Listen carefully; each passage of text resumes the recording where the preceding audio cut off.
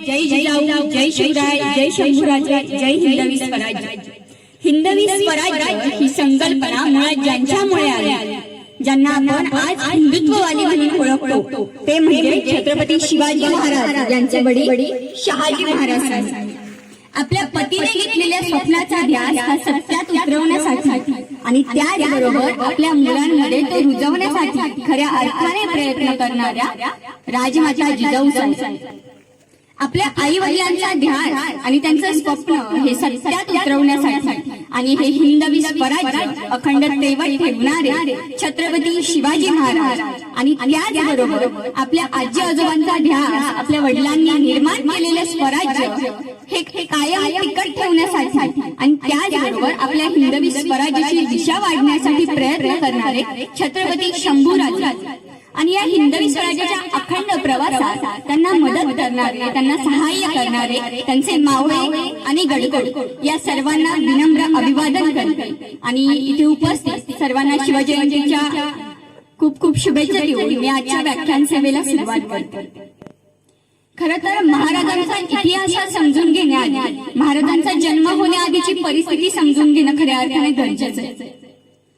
महाराजांचा इतिहास आपण कुठल्या ना कुठल्या गोष्टीतून जाणून घेतोच, पण त्याचबरोबर आपल्याला शहाजी महाराज साहेब आणि राजमाता जिजाऊ साहेबांचा इतिहास हा देखील विसरता कामा नये. खरं तर आपण त्यांच्याकडे कुठेतरी दुर्लक्ष करतोय, म्हणून मी सुरुवातीला शहाजी महाराज साहेब आणि राजमाता जिजाऊ साहेब यांच्याबद्दल बोलणार आहे. महाराजांच्या जन्माच्या आधीचा इतिहास किंवा महाराजांच्या आधीची जी रयत होती ती वेगवेगळ्या बादशहांच्या मध्ये गुरफटलेली होती आणि कुठेतरी रयतेवर अन्याय होत होता. आपलीच लोक आपल्याच रयतेवर अन्याय करत होते आणि ते वरती बसलेले बादशाह ते आपल्या लोकांना हुकूम सोडायचे, आपल्यातील 2-3 जणांना हेरायचंय, त्यांना हुकूम सोडायचंय आणि त्यांचं जे काम असेल ते त्यांच्या करवी करून घ्यायचे. निश्चितच याच्यामुळे काय व्हायचं की आपल्या माणसांमध्ये वाद लागायचे. जे आपण अभ्यासात शिकलेला असाल की इंग्रजांनी फोडावर राज्य करा या नीतीचा अवलंब केला होता, पण इंग्रजांच्या आधी या शाह्यांनी तो अवलंब केलेला होता आणि त्या शाह्यांनी हा अवलंब करून आपल्या मराठी माणसांना वेगळं केलेलं होतं. मग ते जातीपातीच्या आधारे किंवा एखादा उच्च स्तरावरचा माणूस आहे, एखादा खालच्या स्तरावरचा माणूस आहे, या पद्धतीने त्यांनी अवलंब केला होता. पण हे करता करता त्यांनी आपल्या माणसांना वेगळं केलं होतं. कित्येक घराणे तर अशी होती की ज्यांची घरातली नाती संबंध होती, पण तरी देखील त्यांचा एकोपा नव्हता. का तर या शायांमुळे. पण महाराजांनी किंवा शहाजी महाराज साहेबांनी हिंदवी स्वराज्य निर्माण का केलं तर रयतेवरती हाल होत होते म्हणून, किंवा रयतेला खूप काही सोसावं लागत होतं. हे सगळं होताना भरडली जात होती ती रयत आणि रयतेचा कोणी विचारच करत नव्हतं. ना त्या सत्तेवर असणारे हुकुमशहा किंवा त्यांच्या चाकरी करणारे देखील कोणी सरदार देखील त्याची काळजी करत नव्हते. सरदारांना तेवढं त्यांचा मोबदला मिळत होता कामाचा, त्यामुळे ते लक्ष देत नव्हते आणि हुकुमशहा तर बसलेले, त्यांना तर आपल्यावर राज्यच करायचं होतं. पण असं असताना देखील शहाजी महाराज साहेबांनी स्वतः परकीयांची चाकरी करत असताना देखील हिंदवी स्वराज्याचा ध्यास घेतला. त्यांनी त्यांच्या जडणघडणीत 2 ते 3 वेळा हिंदवी स्वराज्य घडवण्याचा प्रयत्न केला होता. तो काही कालावधीपर्यंत मर्यादित होता, पण कुठंतरी त्याचे प्रतिसाद अशा पद्धतीने पडत होते की रयतेमध्ये विश्वास निर्माण होत होता की हे भोसले घराणं नक्कीच काहीतरी आपल्यासाठी चांगलं करणार.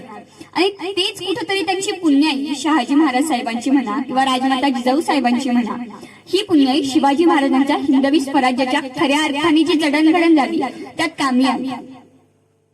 हिंदवी स्वराज्य निर्माण करणं ही काही छोटीशी गोष्ट नव्हती. आपण आज महाराजांना असामान्य व्यक्तिमत्व म्हणतो, दैवत म्हणतो, पण खरं तर ते आपल्यातीलच एक सामान्य व्यक्ती होते. त्यांनी असामान्य कार्य केलं होतं म्हणून त्यांना आज आपण ओळखतो. 350 वर्ष झालीत महाराजांना जाऊ. आता या वर्षीच आपण महाराजांचा 350वा राज्याभिषेक देखील साजरा करू. पण हे होत असताना एवढी वर्ष होऊन सुद्धा महाराजांचं आपण नाव का घेतो? त्या काळात इतर राजे होऊन गेले नसतील का, किंवा त्या काळात इतर सरदार होऊन गेले नसतील का, पण तरी देखील आपण हिंदवी स्वराज्य किंवा महाराज किंवा त्यांच्या मावळ्यांचंच नाव का घेतो? कारण त्यांनी केलेलं कार्य. हेच कार्य आपण सर्वांनी तेवत ठेवण्याचा प्रयत्न करायला हवा. आत्ताच इथे काही मान्यवर बोलले तर त्यांच्या प्रत्येकाच्या बोलण्यातून एक उद्देश साध्य होत होता की आपल्या प्रत्येक युवकाने महाराजांचे विचार स्वतःमध्ये घ्यायला हवे. छत्रपती शिवाजी महाराजांचे वडील शहाजी महाराज साहेब यांनी हिंदवी स्वराज्य निर्माण करण्यासाठी रयतेचा विचार केला, पण त्याचबरोबर त्यांनी स्वतःचं वेगळं अस्तित्व निर्माण केलेलं होतं. आणि हा विचार सगळ्यात पहिल्यांदा आपल्या युवक युवतींनी घ्यायला हवा. स्वतःचं अस्तित्व काहीतरी निर्माण करायला हवं असं प्रत्येकाला लहानपणापासून वाटतं, पण जशी जशी आसपासची परिस्थिती आपण बघत जातो तर तसा माणूस बदलत जातो आणि स्वतःचं अस्तित्व कुठेतरी स्वतःच घालवून टाकतो.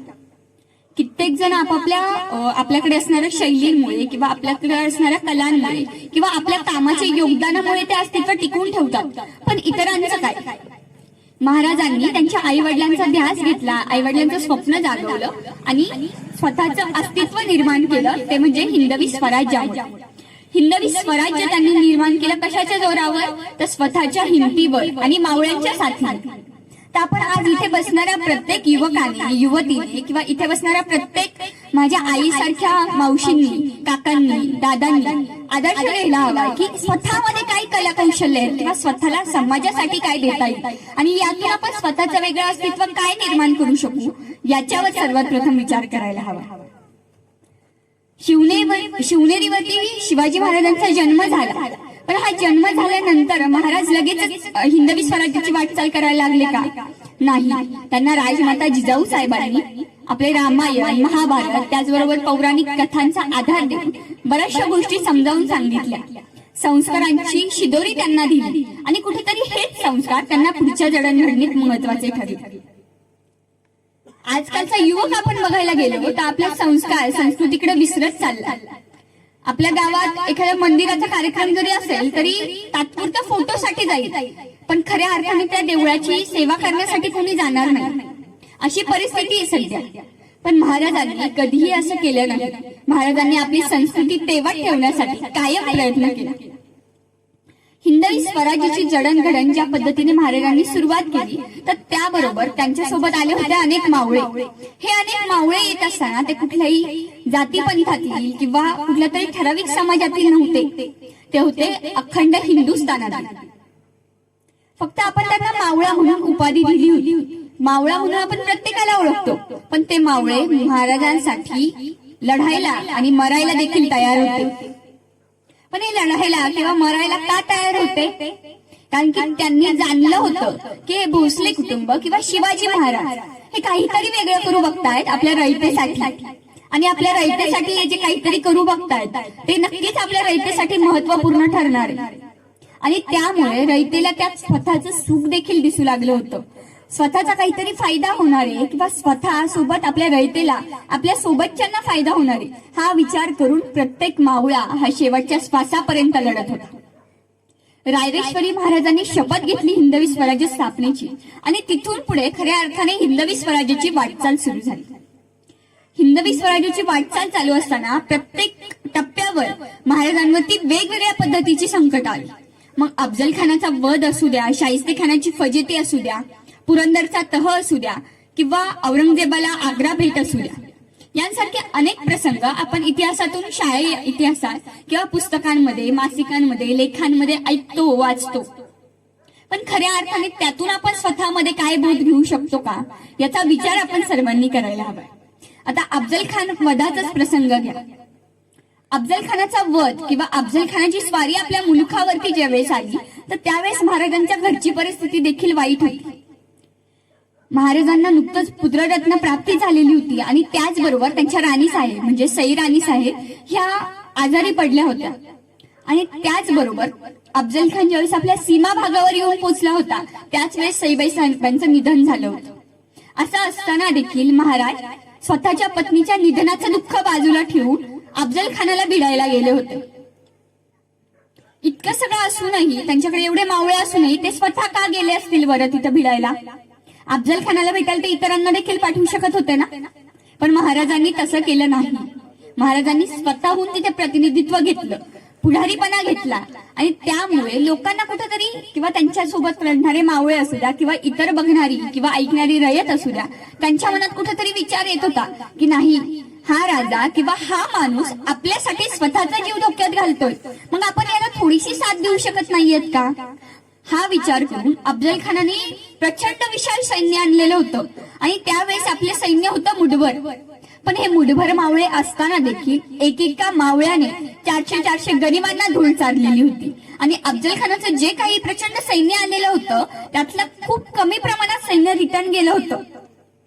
का तर हा प्रसंग सांगण्यासाठी त्यांना मुद्दामून काही जणांना सोडलं होतं की हा प्रसंग ते पुढे आदिलशहाला जाऊन सांगतील की अशा पद्धतीने आपल्या माणसाची फजिती झालेली आहे.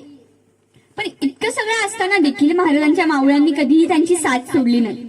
पण आज आपण काय करतोय, आपल्यातीलच एखाद्याने थोडंफार काहीतरी वेडं वाकडं बोललं की आपण लगेच त्याला दूर करतो किंवा आपल्यातच वाद निर्माण करतो किंवा राजकारण्यांचं उदाहरण घेतलं तर थोड्याफार कुठल्या तरी गोष्टींमुळे पक्ष सोडून जाणं किंवा एखाद्या पक्षाला नावं ठेवणं असे प्रकार होतात. खरं तर पक्ष किंवा राजकारण हा विषय महाराजांच्या आयुष्यात होता की नव्हता हे आपण बोलू शकत नाही, कारण की त्यावेळेस तर राजकारण वेगळं होतं. महाराजांनी स्वतः राजकारण हे शत्रूच्या विरोधात लढण्यासाठी वापरलं होतं. पण आजचे लोक हेच राजकारण आपापसामध्ये भांडणामध्ये गुंतवतात. खरं तर हे राजकारणांमध्ये मी जास्त बोलत नाही, पण फक्त इतकंच माझं अफजल खान वधाचा जो मी प्रसंग सांगितला तर त्यातून फक्त मला एवढंच सांगायचंय की आपण आपल्या माणसामध्ये जोडून कसं राहता येईल याचा विचार आपण सगळ्यांनी करायला हवा. आणि ज्या वेळेस आपण सगळेजण एकत्र येऊ त्यावेळेस नक्कीच आपल्या समाजात काहीतरी बदल घडेल. आता आजचंच उदाहरण घ्या, इथे या धावळेवाडीवर शिवजयंती इतक्या मोठ्या प्रमाणात साजरी करतात. सुरुवातीला कोणीतरी ही कल्पना सुचवली असेल आणि त्यानंतर तुम्ही सगळ्यांनी त्यांना एकमेकांना साथ दिली आणि आज इतक्या मोठ्या प्रमाणात तुम्ही इथे सगळेजण माझं व्याख्यान ऐकायला किंवा माझं मत ऐकायला किंवा महाराजांची जयंती आहे म्हणून तुम्ही इथे आलेला आहे. पण त्यासाठी सुरुवात कोणीतरी केली ना, त्याला प्रत्येकाने साथ दिली म्हणून हा कार्यक्रम यशस्वीपणे होतोय. तर अशाच पद्धतीने प्रत्येक गोष्टीत मग फक्त हे शिवजयंती पुरतच न होता समाजाच्या बद्दलची जी काही गोष्ट आहे किंवा समाजाच्या फायद्यासाठीच्या ज्या गोष्टी आहेत तर त्या प्रत्येक ठिकाणी आपण प्रत्येकाने एकमेकांना सहाय्य करायला हवं. शाहिस्तेखानाची फजिती केली महाराजांनी. त्यानंतर शाहिस्तेखान 3 वर्ष पुण्यात तळ ठोकून बसला होता आणि महाराजांनी त्याची 3 बोटे कापल्यानंतर 3 दिवसात त्याने पुण्यातनं पळ काढला होता. पण हा पळ का काढला होता? कारण की महाराजांनी शक्तीपेक्षा युक्तीचा वापर केलेला होता. त्यांचं नियोजन तिथे इतकं अचूक होतं की इतकं सगळं महाराज तिथे जाताना एकटे तर गेलेले नसतील, इतकं सगळं सैन्य महाराज सोबत घेऊन गेलेले होते. पण तरी देखील शाहिस्तेखानाच्या छावणीपर्यंत जाताना किंवा शाहिस्तेखान प्रत्यक्षात जिथे राहत होता तिथे जाऊच तवर कोणालाही कल्पना देखील आली नव्हती की महाराज तिथे आले, कारण महाराजांचं नियोजन तितकं व्यवस्थित होतं. मग आपण प्रत्येकाने महाराजांच्या या प्रत्येक चरित्रातील घटनांतून आपल्याला काय घेता येईल याचा विचार करून ज्या पद्धतीने शाहिस्तेखानाच्या फजितीतून आपण योग्य पद्धतीचं नियोजन शिकू शकतो, त्याचबरोबर शक्तीपेक्षा युक्ती किती श्रेष्ठ आहे हे शिकू शकतो. तर याचा प्रत्येकाने अवलंब करायला हवा. आजकालची सध्याची पिढी काय झालीये, मोबाईल, स्टेटस, इंस्टाग्राम स्टोरी किंवा इंस्टाग्रामचे लाईक्स, युट्यूबच्या लाईक्स, फेसबुकच्या लाईक्स एवढ्या पुरतं मर्यादित झालं. आपलं आयुष्य हे फक्त तेवढ्या पुरतं मर्यादित आहे का? फेसबुकवरती लाईक मिळवणं म्हणजे खरं तर खूप मोठी गोष्ट आहे का? आपल्यातीलच आता नवीन जर एखादं अकाउंट उघडलं तर साहजिकपणे आपल्याला 1-2 जण जोडणार आणि त्यांच्या मार्फत आपल्याला लाईक्स मिळणार आहे. पण हे लाईक्स मिळताना आपण विचार किती जपतोय, आपण कुठला विचार समोरच्याला देतोय हे देखील गरजेचं आहे ना. इथे असणाऱ्या प्रत्येकाकडे काही चांगले गुण असतील, काही वाईट गुण असतील. माझ्याकडे एक वाईट गुण देखील असतील, पण प्रत्येकाकडून आपण समोरच्याकडून काय घ्यायला हवंय हे आपल्यावर डिपेंड असतं आणि आपण आपल्यातील चांगले गुण हे लोकांना कशा पद्धतीने देता येतील याचा विचार आपण करायला हवा. महाराजांनी देखील तेच केलं. महाराजांनी त्यांच्यातील असणारे गुण किंवा दोष हे सगळ्यांसमोर आणले आणि त्यामुळेच कुठेतरी मावळे हे महाराजांकडे आकर्षित झाले आणि कायम प्रकारे टिकून राहिले. आपण निजामशाही किंवा आदिलशाही, मुघलशाही यांच्यामध्ये बरेच बंड झालेले ऐकले असतील, पण महाराजांच्या काळात बंड झालेले ऐकलेत का? नाही, कारण महाराजांच्या मावळ्यांची तेवढी निष्ठा होती. महाराजांच्या मावळ्यांना माहिती होतं की आपला राजा हा आपल्यासाठी मरायला सुद्धा तयार आहे, मग आपण त्याच्यासाठी मरू का नाही शकत? म्हणून महाराजांच्या काळात किंवा महाराजांच्या मावळ्यांमध्ये कधीही बंड झाले नाही, ते कायम एकोप्याने राहिले. महाराज तुम्ही आज, आपण प्रत्येक जण म्हणतो की महाराज तुम्ही पुन्हा जन्माला येईल, पण महाराज पुन्हा जन्माला येण्याची आपण वाट बघत बसायची का, की महाराज येतील जन्माला आणि त्यानंतर काहीतरी बदल घडेल? त्यापेक्षा आपण स्वतः काहीतरी सुरुवात करून बदल घडवण्याचा प्रयत्न केला तर? प्रत्येकाने जर ठरवून घेतलं किंवा स्वतःहून विचार केला तर प्रत्येक जण हा काही ना काही बदल घडवू शकतो. आणि हे आजकालच्या युवकांना किंवा मोठे मोठे नेते किंवा इथे माझे काका बसलेले, तर त्यांनी सगळ्यांनी अनुभवलेलं असेल की त्यांनी काहीतरी थोडीशी कुठल्या तरी पद्धतीने सुरुवात केली असेल आणि त्याचा उपयोग आपल्या रयतेला किंवा समाजाला कशा पद्धतीने झाला त्यावरनं आपला समाज आपल्याला ओळखतो. मग त्याच पद्धतीने आपण आपल्या समाजासाठी काय करता येईल याचा विचार करायला हवा. छत्रपती शिवाजी महाराजांच्या आयुष्यातील अशा अनेक घटना आहेत, पण या प्रत्येक घटनांचा उपयोग आपण फक्त ऐकण्यापुरता वाचण्यापुरता करायला नाही पाहिजे. त्यांचे विचार त्यातून काय घेता येतील याचा विचार आपण करायला हवा. आता महाराजांच्याच आयुष्यातील किंवा महाराजांच्याच प्रसंगातील आपण एक महत्वाचा गुण म्हणतो, स्त्रियांवरचं महाराजांचं जे संरक्षण होतं तो मुद्दा. महाराजांच्या आयुष्यातील दोन महत्वाच्या घटना अशा घडल्या होत्या की ज्या आपण वारंवार ऐकतो. त्या काय होत्या? पहिली गोष्ट म्हणजे रांजेगावच्या पाटलाने एका स्त्रीवर बदअमल केलेला होता आणि हे महाराजांना कळताच महाराजांनी त्याचा चौरंग करायची शिक्षा सुनावली.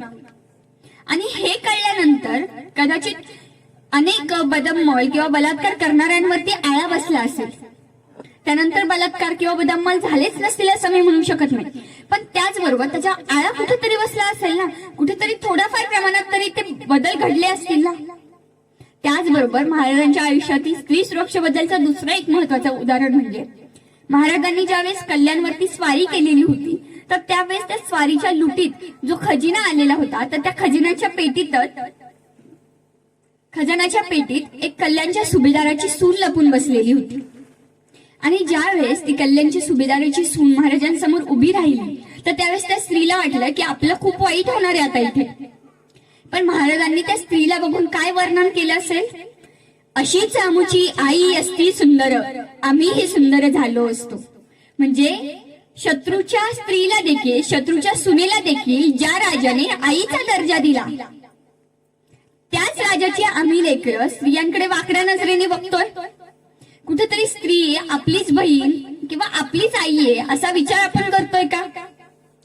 कुठलीही गोष्ट काहीही घडली, आपल्या बहिणीवर घडली की आपण त्याच्यावर त्वेषाने जागून उठतो, आपल्याला लगेच राग येतो. पण त्याच वेळेस तीच घटना इतर कोणाच्या बहिणीसोबत देखील घडत असू शकते ना.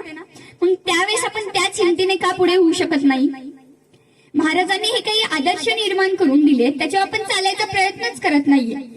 शिवजयंती किंवा महाराजांच्या आयुष्याशी निगडीत जे काही आपण कार्यक्रम करतो तर हे कार्यक्रम किंवा इतिहास हा फक्त वाचण्या ऐकण्यापुरता मर्यादित ठेवायचा नसतो.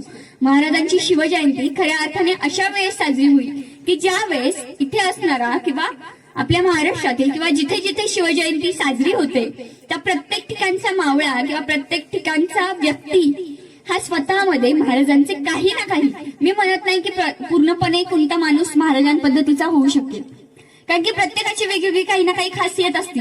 कोणीही आपण एखाद्याची डुप्लिकेट कॉपी करू शकत नाहीये. एखादा प्रोडक्ट जरी आपण बनवला तरी त्याची डुप्लिकेट कॉपी बनवता येत नाही. मग माणसाची तर डुप्लिकेट कॉपी बनणं अवघडच आहे ना. पण त्याचबरोबर ते अवघड आहे म्हणून आपण सोडून द्यायचं का? नाही.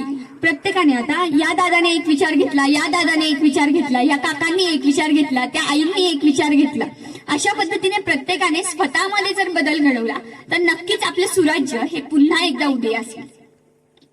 हिंदवी स्वराज्य हे पुन्हा निर्माण व्हायला हवंय किंवा महाराज तुम्ही पुन्हा जन्माला या पण शेजारच्या घरात असं आपण का म्हणतात? कारण स्वतःमध्ये आपण विचारच करत नाहीये की स्वतःमध्ये बदल घडवून आपण हिंदवी स्वराज्य निर्माण करू शकू. आणि ज्या वेळेस आपण स्वतःमध्ये ती आग पेटवू ना की आपल्यामुळे काहीतरी आपल्या समाजाला फायदा होईल, स्वतःच्या स्वार्थाच्या फायद्यापेक्षा आपण समाजासाठी काय करू शकतो हा विचार जेव्हा आपल्या मनात येईल ना त्यावेळेस खऱ्या अर्थाने आपली शिवविचारांच्या पायऱ्यांवर किंवा शिवविचारांवरती आपण पाऊल ठेवतो असं म्हणू शकतो. आता सध्याच एक ट्रेंड झालाय, कोणीही आपण इन्स्टाचे फेसबुकचे बायो बघितले तर शिवभक्त, शिवकन्या, कट्टर हिंदुत्ववादी किंवा कट्टर शिवभक्त, 96 कोळी मराठा, असं साहजिकपणे आपल्याला कोणालाही बघायला भेटतं. 2-3 अकाउंट बघितलं ते एखादं तरी अकाउंट असं असतंच. पण खरंच शिवभक्त, शिवकन्या, हिंदुत्ववादी ह्या ज्या उपाध्या आहेत त्या द्यायची किंवा स्वतःहून म्हणून घ्यायची गरज आहे का? एक वेळ आपण काम केलं काहीतरी आणि आपल्याला समोरच्याने म्हटलं तर ठीक आहे, पण स्वतःहूनच स्वतःला काय पुषवायचं? महाराजांनी इतकं मोठं कार्य केलं, पण तरी देखील महाराजांनी कधी स्वतःच्या कार्याचा स्वतःहून गौरव केला नव्हता. मग आपण काय करतोय? आपण त्यांची जयंती साजरी करतोय आणि आपल्याकडून थोडंसं काही झालं की आपण लगेच त्याचा उदो करतो किंवा स्वतःच्या स्टेटसला, स्टोरीला, इन्स्टाला, कुठेही शिवभक्त, शिवकन्या किंवा काही इतर भरपूर साऱ्या उपाध्या आता मार्केटमध्ये सध्या ट्रेंडिंगला चालू आहे. मला त्यातल्या हे ठराविक माहिती होतं, त्यांच्याबद्दल मी बोलले. पण ह्या उपाध्या खरंच लावण्यासारख्या आहेत का हो? महाराजांनी ह्या उपाध्या लावण्यासाठी त्यांनी कार्य केलेलं होतं का? की मी हे कार्य करीन आणि त्याच्यानंतर कितीतरी वर्षांनी लोक माझं नाव वापरून स्वतःचा पब्लिसिटी करतील. स्वतःची पब्लिसिटी करण्यासाठी महाराजांचा वापर कधीच करू नका. महाराज हा एक विचार आहे. महाराज ही एक व्यक्ती आहे की जी आपल्याला जगण्याला कारण देते.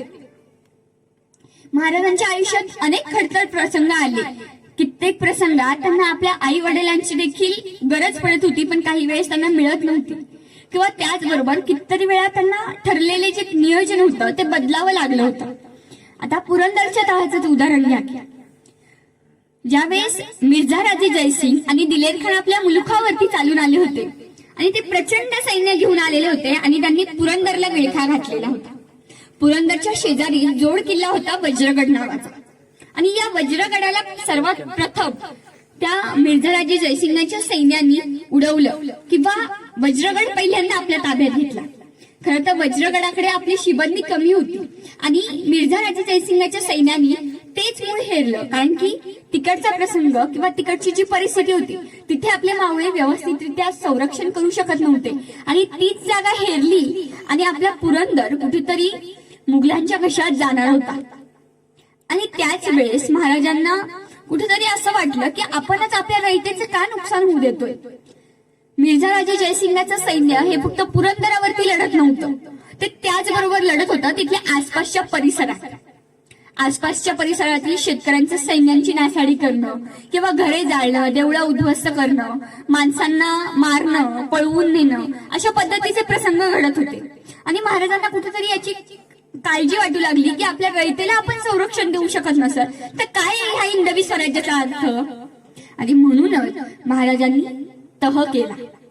महाराजांनी एक पाऊल मागे आले, पण महाराज एक पाऊल मागे का आले? रयतेसाठी. महाराजांना देखील त्या वेळेस निराशा पदरी पडलीच ना. महाराजांचं ठरलेलं नियोजन किंवा महाराजांनी हिंदवी स्वराज्य निर्माण करायच्या वेळी जे ठरलेलं होतं की नाही आपल्याला जास्तीत जास्त किल्ले घ्यायचे, किल्ले जर घेतले आपण तर आसपासच्या मुलुखावरती लक्ष ठेवता येईल किंवा त्या मुलुखावरती आपल्याला आपला अंमल बजावता येईल किंवा त्या रयतेला सहाय्य करता येईल. पण महाराजांनी या तहात कित्येक किल्ले, कित्येक लक्ष हुनांचा प्रदेश दिला, पण तरी देखील त्याच हिमतीने काही वर्षात पुन्हा तो प्रदेश त्यांनी मिळवून दाखवला. मग महाराजांनी आपल्याला या प्रसंगातून काय शिकता येतं की एखादा जर प्रसंग आपल्या समोर बाका असेल तर प्रसंगी एक पाऊल मागे टाकलेलं बरं, पण पुढे टाकून धोका पत्करायला नाही. स्वतःवरती किंवा समाजावरती जर धोका होणार असेल तर आपण त्या प्रसंगी आपलं पाऊल मागे घेतलेलं बरं. आणि पुन्हा ती परिस्थिती थोडीशी शांत झाली की पुन्हा त्याच पैशाने, त्याच जोशाने आपण पुढच्या परिस्थितीवर मात करू शकतो. महाराजांनी आरमार स्थापन केलं असं आपण म्हणतो. महाराजांना नौसेनेचे जनक असं आपण म्हणतो. पण का? त्या आधी या ज्या शाळा होत्या, मी मगाशी शाळांबद्दल बोलले थोडस, या शाळांपैकी कोणीही असा विचार केलेला नव्हता की समुद्रमार्गे आक्रमण होईल. इतकंच नव्हे तर आपण म्हणतो की मुस्लिम राज्यकर्ते आपल्यावरती होते, तर या मुस्लिम राज्यकर्त्यांना हज यात्रेसाठी जायला देखील ते पोर्तुगीज, इंग्रज, डच यांचं सहाय्य घ्यावं लागायचं.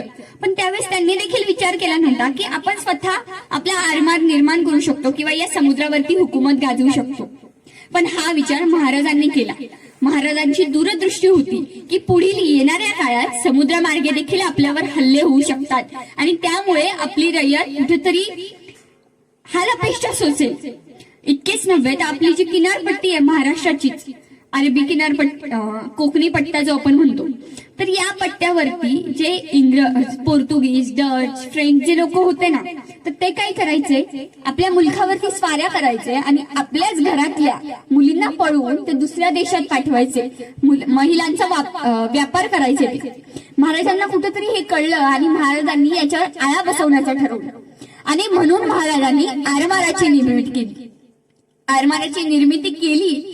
पण ती फक्त सुरुवातीला त्यांनी पोर्तुगीजांचं सहाय्य घेतलं आणि आरमार कशा पद्धतीने जहाज बांधणी करायची किंवा कशा पद्धतीने इतर गोष्टी करायच्या हे शिकण्यासाठी त्यांनी पोर्तुगीजांची मदत घेतली खरी, पण कायम स्वरूपी त्यांना ठेवलं नाही.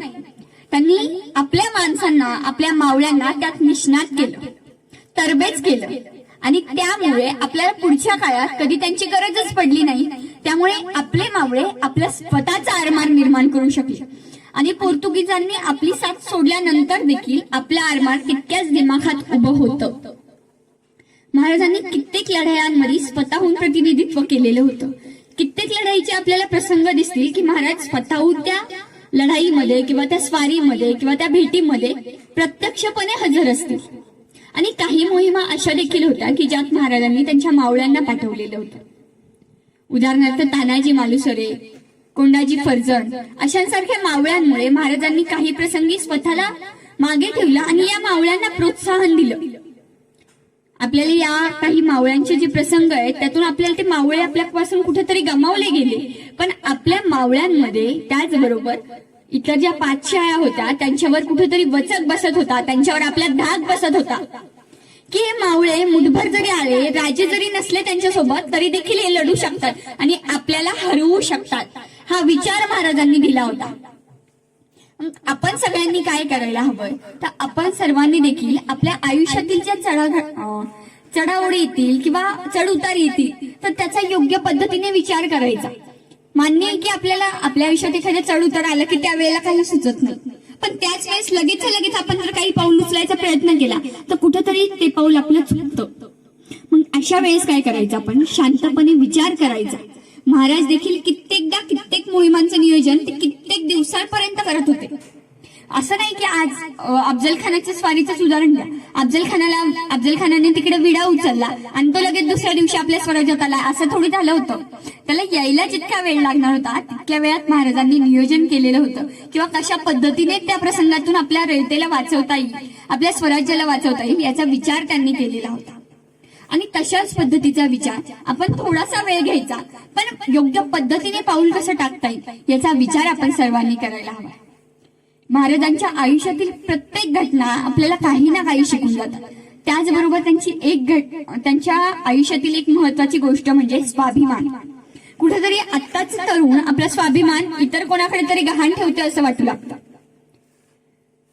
स्वाभिमान ही गोष्ट, स्वाभिमान आणि गर्व ह्या दोन वेगवेगळ्या गोष्टी आहेत. पण सध्या काय झालंय, स्वाभिमानालाच गर्वाचं नाव देऊन कुठेतरी पळवाट काढली जाते किंवा गर्व हाच माझा स्वाभिमान आहे असं म्हणून सहजपणे नकळत एखादा माणूस म्हणून जातो की नाही हाच माझा स्वाभिमान आहे, पण तो समोरच्याला गर्व वाटतो किंवा तो गर्व जाणवतो. पण आपण आपलं एकमेकांशी वागणं कसं असायला हवंय, मिळून मिसळून. हा पण आपल्यातलाच आहे ना, कोणीही असू दे. आपले संत ज्ञानेश्वर महाराज देखील म्हणतात, हे विश्वाची माझे घर, किंवा त्यांनी पसायदानात आता विश्वात्मके देवे असं का म्हटलं असेल, त्यांनी आता महाराष्ट्र के देवे असं पण म्हटले असते ना, किंवा आता मराठके देवे असं सुद्धा म्हणू शकले असते ना, पण तसं म्हटले नाही. ते आता विश्वात्मके देवे म्हटले, कारण आपल्या संपूर्ण विश्वातील माणसे हे आपले आहेत आणि हे कुठेतरी आपले आहेत हा विचार ज्ञानेश्वर माऊलींनी जपला. मग आपले हे संत किंवा हे महापुरुष आपल्याला इतका विचार देत आहेत माणुसकी जपण्याचा, मग आपण तो का करत नाहीये? माणुसकी ही जपणं ही प्रत्येकावर डिपेंड असतं. समोरच्याने देखील आपल्याला प्रतिकार केला तर त्याचा प्रतिकार कशा पद्धतीने मोडायचा किंवा कशा पद्धतीने त्याचा प्रतिकार शांत करायचा हे आपल्यावर डिपेंड असतं. आता तुमच्यातीलच मित्रांमधलेच वाद घेणार. एखाद्या वेळेस आपला एकदम जिगरी मित्र असेल आणि त्याच्याकडून एखादी चूक झाली तर आपण कशी ती शांतपणे सांभाळून घेतो, आणि तीच गोष्ट जर आपल्या शत्रूकडून झाली तर आपण लगेच त्याच्यावर धावून जातो. मग त्याच वेळेस आपण ज्या पद्धतीने आपल्या मित्राला शांतपणे समजावून सांगतो किंवा ती परिस्थिती आपण आपल्या जवळच्याची असताना शांतपणे सांभाळून घेऊ शकतो, तर तीच परिस्थिती इतरांच्या बाबतीत का नाही घेऊ शकत? महाराजांच्या आयुष्यात अनेक चढउतार आलेले असतील. महाराजांच्या काळात कित्येक जणांना काही प्रसंगांमुळे महाराजांना सोडून जावं लागलं असेल, पण तरी देखील महाराजांनी त्यांचा अपमान केलेला नाहीये खरे. नेतोजी पालकरांचंच उदाहरण घ्या की नेतोजी पालकर आपलं स्वराज्य सोडून काही कारणामुळे इतर शाहीमध्ये गेलेले होते, पण त्यानंतर त्यांना जेव्हा जाणीव झाली, खरं तर नेतोजी पालकरांचा जो प्रसंग आहे त्याबद्दल बरेच मतभेद आहे की त्यांना काही इतिहासकार म्हणतात की त्यांना महाराजांनी पाठवलेलं होतं, किंवा काही इतिहासकार म्हणतात की नेतोजी पालकर हे महाराजांपासून रुसून गेलेले होते. आता खरं तर याच्यावर मी विचार विनिमय करणार नाही, पण तरी देखील नेतोजी पालकर हे गेले होते, पण त्यांना ज्यावेळेस खऱ्या अर्थाने समजलं की नाही आपल्या स्वराज्यात रयतेला किंमत होती, त्यावेळेस ते पुन्हा ज्यावेळेस माघारी आले त्यावेळेस महाराजांनी त्यांना हाडतूड केलं का? नाही, महाराजांनी त्यांना पुन्हा आपल्यामध्ये सामील करून घेतलं. मग आपण अशा पद्धतीने महाराजांच्या या छोट्या छोट्या घटनांमधून का आपल्यामध्ये वेगळे विचार पेरत नाहीयेत? महाराजांचे विचार फक्त वागण्यापुरतेच मर्यादित नसून पर्यावरण संबंधी किंवा शेतकऱ्यांच्या संबंधी देखील महाराजांच्या वेगवेगळ्या योजना होत्या. महाराजांच्या काळात रयतेला भरपूर अन्याय आधी सोसावा लागलेला होता हे महाराजांना माहिती होतं. म्हणून महाराज काय करायचे? महाराजांनी कर वसुली व्हायची. आता ज्या पद्धतीने घरपट्टी पाणीपट्टी होती, तर त्याच पद्धतीने त्यावेळेस शेतसारा वसूल केला जायचा. आणि हा शेतसारा वसूल केला जायचा तो कशाच्या जोरावर? तर त्या शेतकऱ्याचा खऱ्या अर्थाने पीक आलंय का हा विचार करू. जर समजा एखाद्या ठिकाणी समजा या गावातला शेतसारा जमा करायचा चाललेला आहे आणि ह्या गावात त्या काळात जर दुष्काळ पडलेला असेल, तर महाराजांनी तो शेतसारा घेतला नव्हता. आणि महाराजांनी तसेच हुकूम त्यांच्या अधिकाऱ्यांना देखील दिलेले होते की ज्या गावात खरंच परिस्थिती नाहीये, ज्या गावात खरंच काही पिकलेलं नाही, तो शेतकरी देणार तरी काय हो? त्याच्याकडे आधीच या शेतीसाठी काही ना काही जे यंत्रसामुग्री लागते त्यासाठी त्याने आधीच तो कर्जबाजारी झालेला असतो आणि त्याने अजून शेतसारा द्यायचा तरी कुठून? मग हा विचार करून महाराजांनी शेतसारा माफ करत होते. पण आपण काय करतोय? आपण एकमेकांना सहाय्यच करत नाही. उदाहरणार्थ तुमच्याकडे जर एखादी बैलजोडी असेल आणि त्यांच्याकडे नसेल आणि त्यांना जर गरज असेल पण तुमची बैलजोडी तशीच आहे, तुमच्या बैलजोडीचा सध्या काही वापर नाही, तर आपण ती बैलजोडी त्यांना देऊ शकतो ना? मग या छोट्या छोट्या गोष्टीतून आपण महाराज कुठेतरी स्वतःच्या आचरणात आणायला हवे. महाराजांचं सैन्य ज्यावेळेस वेगवेगळ्या मुलखात लढायांकरता जात होतं, तर त्यावेळेस महाराजांचा असा हुकूम होता की शेतकऱ्याच्या भाजीच्या देठाला सुद्धा हात लावता कामा नये, किंवा जर तुम्हाला भूक लागली ना तर तुम्ही त्या शेतकऱ्याला किंवा त्या माणसाकडून योग्य मोबदला देऊन ती वस्तू विकत घ्यायची. आणि ही वस्तू मोबदला देऊन विकत घेतल्याशिवाय जर तुम्ही घेतली तर तुम्हाला माझा मावळा म्हणून घ्यायचा काहीच हक्क नाही. कारण महाराजांना माहिती होतं शेतकरी कसा कसतोय, शेतकरी स्वतःच्या रक्ताची कातडी करून झिजतोय त्या मातीमध्ये, तो रात्रंदिवस काबाज कष्ट करतोय, आणि तरी देखील आपण फक्त मावळे किंवा महाराजांचं सैन्य आहे म्हणून आपल्याला फुकटात आपल्याला काहीतरी द्यावं त्यांनी, हा हेतू महाराजांनी कधीच बाळगला नव्हता. आणि म्हणून महाराजांनी म्हटलं होतं की शेतकऱ्याच्या भाजीच्या देठाला सुद्धा हात लावायचा नाही. मग महाराजांचा हेच विचार आपण आपल्यामध्ये आत्मसात का करू शकत नाहीये? पर्यावरणाचीच गोष्ट घेतली तर आज कित्येक गावांमध्ये वेगवेगळ्या संस्थांमार्फत पाणी वाचवा किंवा पाणी बचाव फाउंडेशन मार्फत वेगवेगळ्या गोष्टी घडतायत. पण ही परिस्थिती येण्यापेक्षा आपण स्वतःच आपल्या गावांमध्ये, आपल्या वस्तीमध्ये, आपल्या घराच्या शेजारी आपण जर झाडे योग्य प्रमाणात लावली तर आपल्यालाच त्याचा फायदा होणार आहे ना. झाडं आपल्याला कित्येक गोष्टी देतात. झाडांचा जो शेवटचा श्वास असतो तो सुद्धा आपल्याला उपयोगी ठरतो. झाड ज्यावेळेस मरून जातं, पूर्णपणे त्याची वृद्धी होते, तर त्यावेळेस सुद्धा त्याचं लाकूड आपल्याला कुठेतरी वापरायला मिळतं. मग असं असताना देखील आपण पर्यावरणाला का वाचवत नाहीये? महाराजांनी ज्यावेळेस आरमार निर्मिती केली होती तर त्यावेळेस भरपूर मोठ्या प्रमाणात लाकूड लागणार होतं, पण महाराजांनी असं केलं का? महाराज डायरेक्ट म्हणू शकले असते नाही तुम्ही यांच्याकडे जा आणि यांच्याकडून आपल्या स्वराज्यासाठी लागतंय म्हणून त्यांच्याकडून फुकटात घेऊन या. महाराजांनी असं केलं नाही. महाराजांनी कधीही ते फुकटात घेण्याचा अट्टहास कधीच धरला नव्हता. महाराजांनी सैनिकांना देखील सांगितलेलं होतं, मावळ्यांना देखील सांगितलेलं होतं की तुम्हाला जे काही लागेल ना ते तुम्हाला जर लाकूड लागत असेल तर शक्यतो अशा झाडांचा घ्या की ती जीर्ण झालेली आहे, आणि ती देखील त्या झाडाचे जे मालक असतील त्यांना त्याचा व्यवस्थित मोबदला देऊ. कारण की कुठलीही गोष्ट असेल ती जपायला आपण आपल्या आई वडिलांचंच उदाहरण घ्या की आपले आई वडील आपल्याला मुलगा असो किंवा मुलगी असो जन्मल्यापासून म्हणण्यापेक्षा आपण पोटात आल्यापासूनच आपल्याला जडणघडणीसाठी कित्येक काय करतात, त्यांचं अख्खं आयुष्य आपल्यासाठी खर्ची पाडतात. मग त्याच पद्धतीने या झाडांची किंवा झाडांना लेकरं मानून कित्येक जण त्या झाडांची सेवा करत असतात, झाडांना वाचवत असतात, झाडांना जगवत असतात. मग त्यांची किंमत त्यांना मिळायलाच हवी ना. हा विचार करून महाराजांनी कधीही कुठलंही काहीही असू द्या, मग सैनिकांतर्फे असू द्या, भाजीपाला असू द्या, शस्त्र असू द्या, कुठलीही गोष्ट मोफत घेतली नव्हती. आणि त्यामुळेच महाराजांचं कार्य हे आपण खूप चांगल्या पद्धतीने ऐकतो. महाराजांच्या जीवनातील प्रत्येक पैलू असे आहेत ना की प्रत्येक पैलूमधून काही ना काही घेऊ शकतो.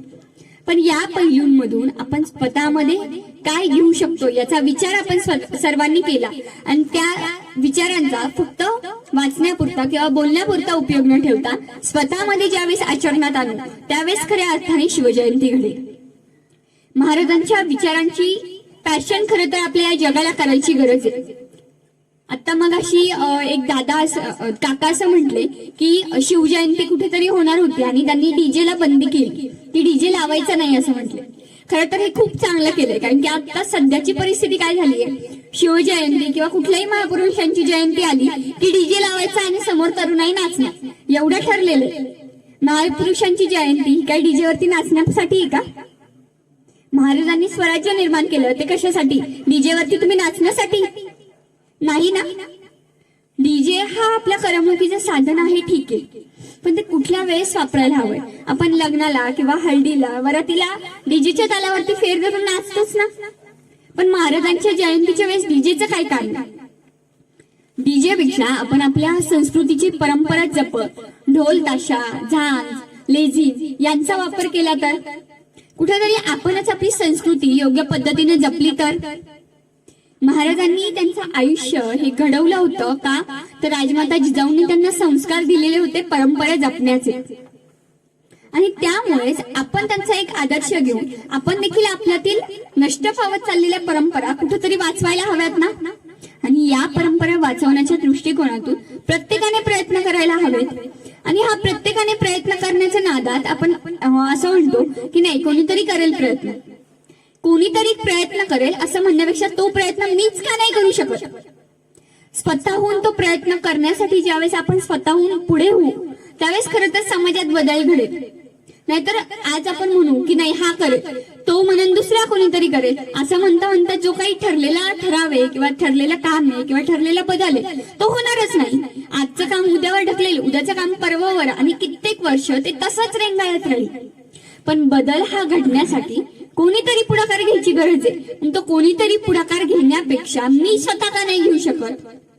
महाराजांनी हिंदवी स्वराज्याचं स्वप्न बघितलं, त्यांच्या आई वडिलांनी जे स्वप्न बघितलं तर त्यांनी ते स्वप्न साकारण्यासाठी त्यांना बाळकडू मिळाले होते. पण ते असे सुद्धा म्हणू शकले असते ना, नाही आई आऊसाहेब मी नाही करणार, तुम्ही दुसरं कोणाला तरी सांगा.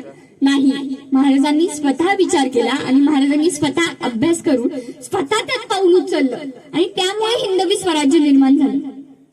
हिंदवी स्वराज्य हे निर्माण होण्यासाठी महाराजांनी खूप काही विचार केले होते. लहानपणापासून त्यांनी वयाच्या खूप कमी वर्षात हिंदवी स्वराज्याची जडणघडण चालू केलेली होती.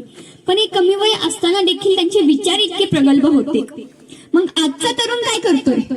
आजचा तरुण 25-30ला गेला तरी पण व्हॉट्सअप फेसबुक किंवा नाही त्या गोष्टींच्या मागे लागतं आणि आपला समाज सुधारण्याच्या दृष्टीने बघतच नाहीये. महाराजांच्या जयंती निमित्त आपण जर समाज सुधारण्याच्या दृष्टीने काहीतरी प्रयत्न केले ना तर खऱ्या अर्थाने ते खूप चांगलं होईल. महाराजांच्या आयुष्यातील महत्वाचं स्थान होतं ते म्हणजे गडकोट, आणि सध्या त्याची परिस्थिती काय? गडकोट कुठेतरी ढासळत चालले. आजची सध्याची परिस्थिती जर बघितली तर कित्येक गडकोटांवरती काही अवशेष देखील उरलेले नाहीये. कित्येक गडकोट हे फक्त डोंगराच्या अवस्थेत आहेत. आणि हेच जर आता अशी अवस्था असेल तर येणाऱ्या पिढीला आपण महाराजांचा इतिहास काय दाखवणार आहेत? जर महाराजांचा इतिहास दाखवण्यासाठी त्यांचे गडकोट जर जिवंतच नसतील, गडकोटांवरती ते अवशेषच राहिले नाही किंवा गडकोटांना ती त्यांची अस्मिता जी आहे तर ती टिकूनच राहिली नाही, तर येणाऱ्या काळातल्या पिढीला काय वाटेल की नाही, आता टीव्हीत जसं आपण अव्हेंजर्स वगैरे किंवा पॉवर रेंजर्स लहान मुलं कार्टून मध्ये बघतात, सुपर पॉवर काहीतरी, तर लहान मुलांमध्ये तोच समज होईल की नाही महाराजांकडे काहीतरी सुपर पॉवर होती आणि त्यामुळे त्यांनी हे किल्ले जिंकले होते किंवा ह्या सगळ्या स्टोऱ्या आहेत किंवा काल्पनिक कथा आहेत. खरंच महाराजांच्या कथा या काल्पनिक कथा आहेत का हो? नाही.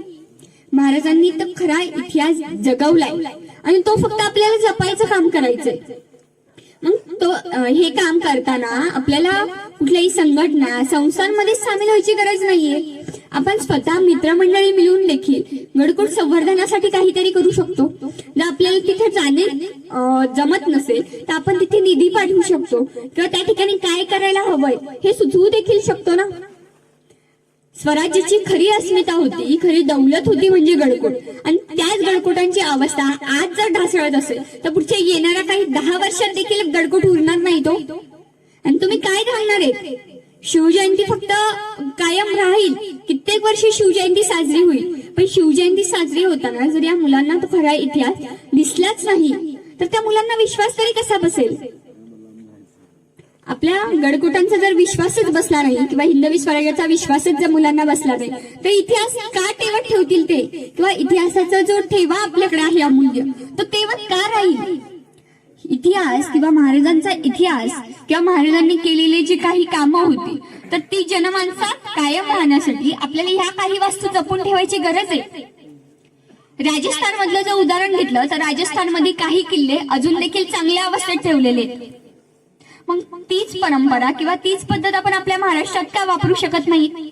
तर अशा पद्धतीने आपण गडकोटांची समाजाची सेवा करण्याचा ज्यावेळेस प्रयत्न करू त्यावेळेस खऱ्या अर्थाने छत्रपती शिवाजी महाराजांची जयंती साजरी होईल.